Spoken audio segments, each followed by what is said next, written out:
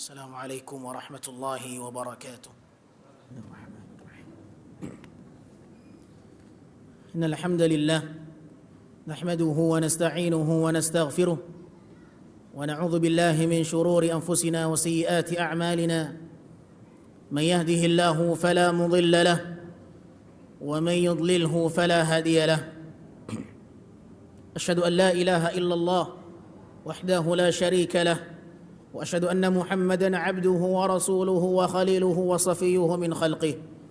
بلغ الرسالة وأدى الأمانة ونصح الأمة وجاهد في الله حق جهاده حتى ترك أمته على محجة بيضاء ليلها كنهارها لا يزيغ عنها إلا هالك. وصلى الله وسلم على نبينا المصطفى محمد بن عبد الله عليه أفضل الصلاة وأتم التسليم ما تعاقب الليل والنهار. يقول سبحانه وتعالى في القرآن الكريم: يا أيها الذين آمنوا اتقوا الله حق تقاته ولا تموتن إلا وأنتم مسلمون. وقال: يا أيها الذين آمنوا اتقوا الله وقولوا قولا سديدا يصلح لكم أعمالكم ويغفر لكم ذنوبكم ومن يطع الله ورسوله فقد فاز فوزا عظيما. فإن أصدق الحديث كلام الله وخير الهدي هدي محمد صلى الله عليه وسلم وشر الأمور محدثاتها فإن كل محدثة في الدين بدعة وكل بدعة ضلالة وكل ضلالة في النار. Kaum muslimin hadirin sidang salat Jumat yang semoga senantiasa dirahmati Allah. Sudah menjadi fitrah bagi setiap manusia bahwasanya mereka mencintai yang namanya harta. Dan Islam tidak pernah mencela harta. Islam tidak pernah memandang jelek kepada siapapun yang mencari harta. Karena Islam menganggap bahwasanya harta termasuk di antara nikmat dan anugerah yang Allah berikan. Bahkan Al-Quran telah menggariskan di dalamnya sebuah ketetapan bahwa harta termasuk di antara kebaikan yang Allah berikan. Allah Subhanahu wa taala berfirman: "Wa innahu lihubbil khairi lasyadid." Sesungguhnya manusia sangat berlebih-lebihan di dalam kebaikan, kecintaan mereka kepadanya. Di situ Allah Subhanahu wa taala menyebutkan dengan hubbil khair, mencintai kebaikan. Dan yang dimaksudkan dengan kebaikan dalam ayat ini seperti yang ditegaskan oleh para ulama ahli tafsir, innahul mal. Sesungguhnya yang dimaksudkan dengan kebaikan dalam ayat ini adalah harta. Karena harta bukanlah satu hal yang buruk. Dengan harta seseorang bisa beribadah kepada Allah Subhanahu wa taala. Dengan harta betapa banyak pintu-pintu kebaikan yang terlaksana dengannya. Seseorang dengan harta dia bisa bersedekah. Seseorang dengan harta dia bisa berjihad fi sabilillah, mempersiapkan segala kebutuhan perang. Dengan harta seseorang bisa menyantuni anak yatim. Dengan harta seseorang bisa memberikan kebutuhan kepada orang-orang yang membutuhkannya. Dan banyak cabang-cabang kebaikan yang bisa terpenuhi dengan adanya harta itu. Maka Islam tidak pernah mencela harta. Pandangan Islam terhadap harta adalah pandangan yang baik. Namun Islam mencela apabila seseorang salah bersikap dengan harta ketika mereka telah melampaui batas. Ketika harta telah melalaikan mereka, ketika harta telah membuat mereka lupa dan buta, ketika harta membuat mereka lalai dari beribadah kepada Allah Subhanahu wa taala. Oleh karenanya Allah Subhanahu wa taala menegaskan di dalam Al-Qur'an bahwa harta itu adalah termasuk ujian. Allah Subhanahu wa taala menyebutkan di dalam Al-Qur'an, "Innama amwalukum wa auladukum fitnah." Sesungguhnya harta kalian dan anak-anak kalian adalah fitnah, ujian. dan ujian ada yang lulus dan ada yang tidak lulus. Ketika harta menjadikan seseorang dekat kepada Allah Subhanahu wa taala, maka harta menjadi pintu kebaikan baginya. Namun sebaliknya, apabila harta tidak mendekatkan seseorang kepada Allah Subhanahu wa taala, justru menjauhkannya dari Allah Rabbul Izzati wal Jalalah, maka harta menjadi pintu-pintu keburukan baginya. Oleh karenanya kaum muslimin yang dimuliakan Allah Subhanahu wa taala, betapa banyak manusia karena ingin mendapatkan harta, mereka harus mendapatinya dengan cara yang haram. Tidak sedikit manusia demi harta mereka rela mencuri, mengambil harta orang lain, merampas milik orang lain demi harta. Tidak sedikit manusia harus mencurangi timbangan demi harta. Banyak orang-orang yang mengurangi takaran demi harta. Banyak orang-orang yang menipu, curang di dalam transaksi demi harta. Banyak orang-orang yang mendapatkannya dengan cara menzalimi orang lain. Bahkan mereka siap demi harta sekalipun harus menumpahkan darah manusia, wal'iyadzubillah. Sehingga harta menjadi Tuhan-Tuhan mereka, menjadi berhala-berhala mereka. Mereka siap demi harta melakukan apapun, sekalipun mereka harus menempuh jalan yang haram, sekalipun kezaliman yang menjadi tuntutannya. Oleh karenanya Al-Imam Al-Hasan Al-Basri rahimahullah, salah seorang ulama tabi'in, mengatakan, likulli ummatin asnam ya'budunaha wa asnamu hadhil ummatil mal. Al-Imam Al-Hasan Al-Basri mengatakan, setiap umat memiliki berhala-berhalanya yang mereka sembah. Setiap umat memiliki berhala-berhala yang mereka sembah. Dan berhalanya umat ini adalah harta. Berhalanya umat ini adalah harta. Karena demi harta mereka siap memperjuangkan apapun, sekalipun mereka harus berhadapan dengan kemurkaan Allah Subhanahu wa taala. Saudaraku kaum muslimin yang dimuliakan Allah, jangan tertipu dengan harta. Jangan tertipu dengan harta. Karena harta yang secara fitrah Allah tetapkan sebagai satu nikmat dan anugerah, akan tetapi jikalau harta itu membuat seseorang melakukan satu kezaliman untuk mendapatkannya, maka itu adalah jurang kebinasaan baginya. Nabi sallallahu alaihi wasallam telah menggariskan di dalam hadis yang dikeluarkan oleh Imam Al-Bukhari. Di dalam hadis yang sahih, Nabi sallallahu alaihi wasallam menyebutkan 1400 tahun yang lalu.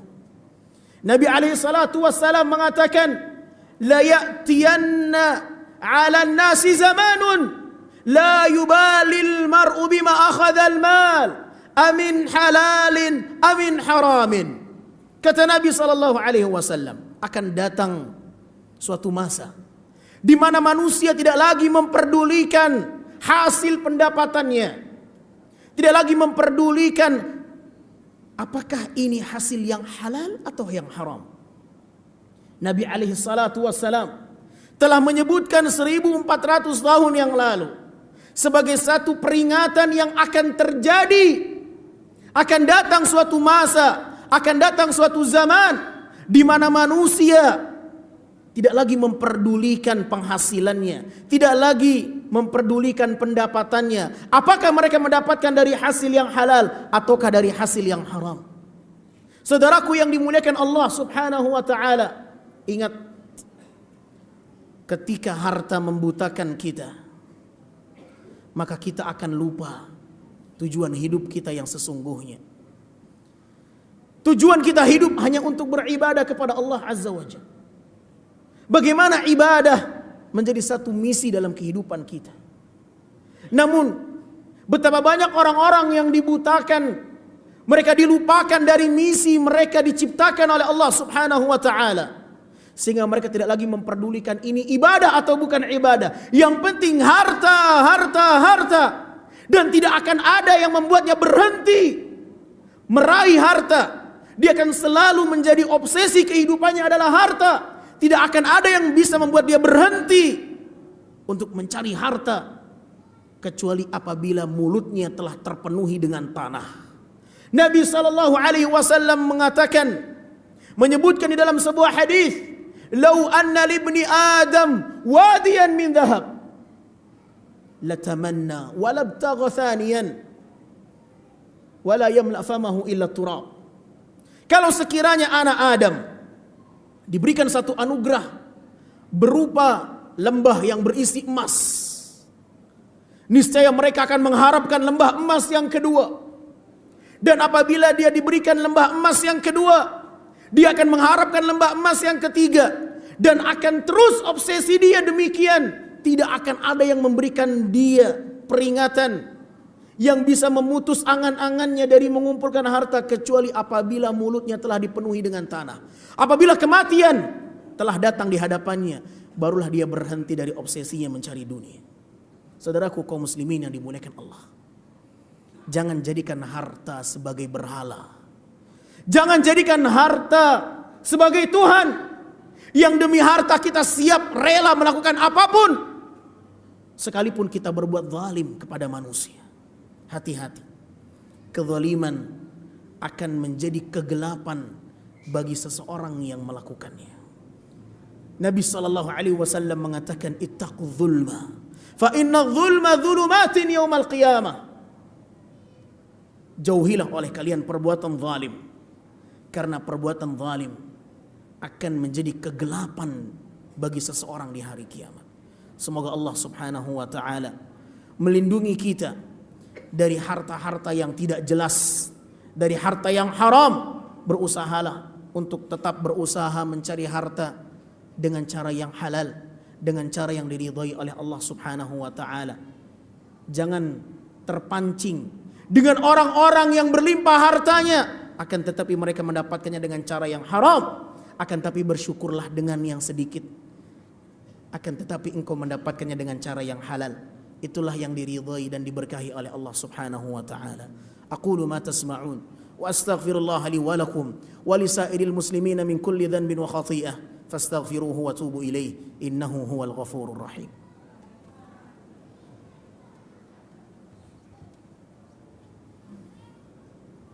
Alhamdulillah al-mun'im ala khalqihi al-mutafaddil bi ihsanihi wa karamihi wa huwa alladhi khalaqana wa awjadana wa razaqana wa ahyana wa amatana wa ilayhi an-nusyur. Kaum muslimin hadirin yang semoga senantiasa dirahmati dan diberkahi oleh Allah, khatib berpesan untuk dirinya secara khusus dan kaum muslimin secara umum untuk senantiasa berbekal dengan ketakwaan. Karena Allah subhanahu wa ta'ala menjadikan ketakwaan sebagai bekal yang terbaik. Allah berfirman, وَتَزَوَّدُوا فَإِنَّ خَيْرَ زَادِ التَّقْوَى. Berbekallah kalian, sungguh sebaik-baik bekal yang kalian bawa adalah bekal ketakwaan. Ma'asyiral muslimin yang dimuliakan Allah, ketahuilah bahwa nanti di hari kiamat seseorang tidak akan sanggup menggerakkan kakinya walaupun sedikit. Allah menjadikan setiap manusia yang berkumpul di padang mahsyar tidak sanggup untuk menggerakkan, menggeser kakinya walaupun hanya sedikit. Sampai Allah tanya kepada mereka 4 perkara. Nabi SAW mengatakan, La tazulu qadama abdin yawmal qiyamati hatta yus'ala an arba'. Tidak akan mampu seseorang di hari kiamat nanti menggerakkan kakinya, menggeser kakinya walaupun sedikit. Dia tidak akan mampu menggerakkan kakinya sampai Allah tanya kepadanya 4 perkara.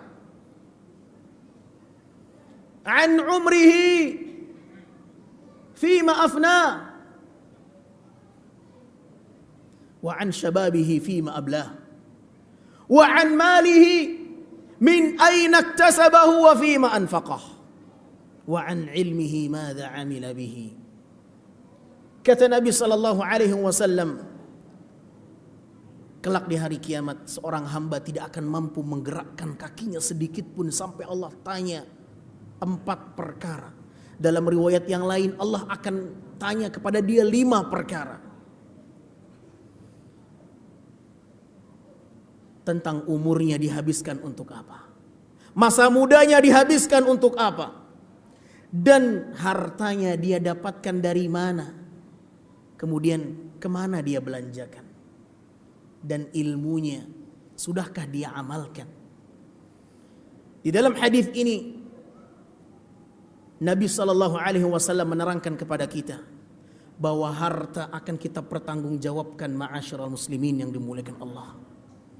Bahkan pertanyaan yang berkaitan dengan harta datang dari dua sisi. Dari mana dia dapatkan dan dia kemanakan? Kemana dia belanjakan harta itu?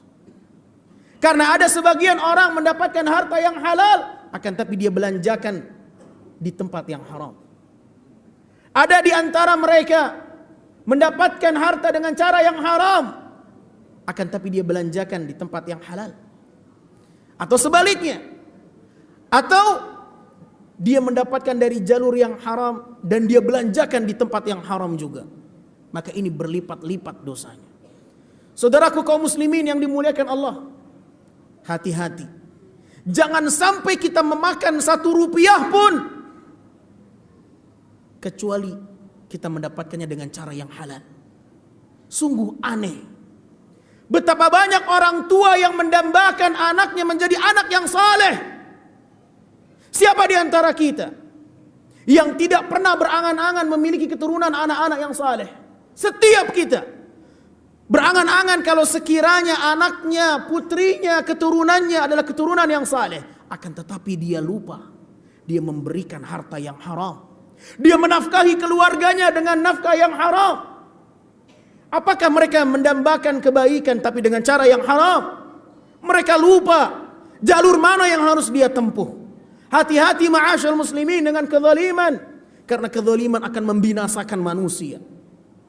Jangan pernah mengambil milik orang lain walaupun sedikit.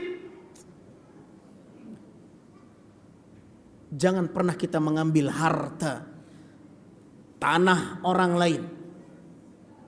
Sering kita dengar tanah ini diserobot.